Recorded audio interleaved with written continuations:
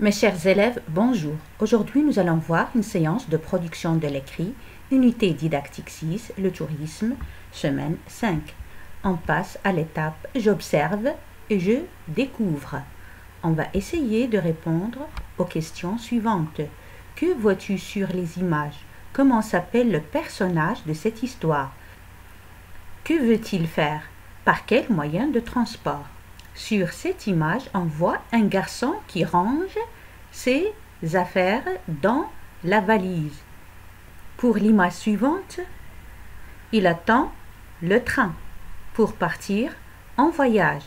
Pour la troisième image, on voit ce garçon qui s'installe dans le compartiment et il boit un jus. On remarque aussi l'absence de l'image et du commentaire au début de cette histoire. On remarque l'absence de l'image et du commentaire de la fin de cette histoire. Comment s'appelle le personnage de cette histoire? D'après l'image, il s'appelle Ali. Que veut-il faire? Il veut voyager. Par quel moyen? Il veut voyager par train. On passe à l'étape suivante. Je manipule et je réfléchis. J'observe les images. Ali rend ses affaires dans la valise. Il arrive à la gare et attend l'arrivée du train.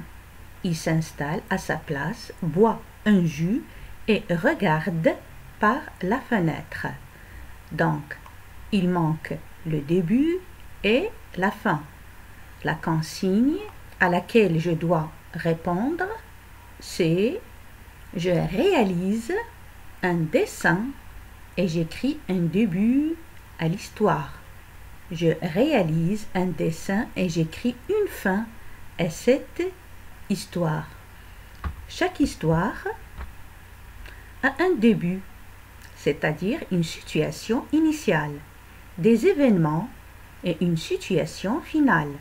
On précise les personnages, le temps et le lieu. Les événements doivent être enchaînés. On écrit des phrases correctes, on respecte la ponctuation. On va imaginer cette situation, mais je vous rappelle, elle n'est pas unique. Il existe d'autres situations. Il faut juste penser et imaginer. Allons-y pour cette situation comme modèle. Ali reçoit un message de sa grand-mère. Elle l'invite à passer les vacances chez elle à la campagne. Pour la situation finale, on va imaginer cette situation. Et comme j'ai dit précédemment, c'est une situation qui n'est pas unique, c'est-à-dire n'est pas la seule. Il existe d'autres situations, il faut juste penser et imaginer. À la sortie de la gare, Ali trouve sa grand-mère qui l'attend.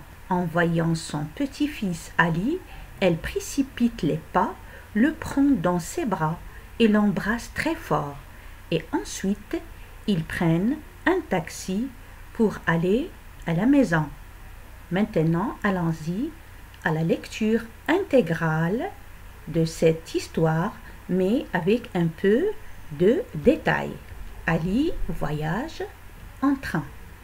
C'est la fin de l'année scolaire. Ali reçoit un message de sa grand-mère.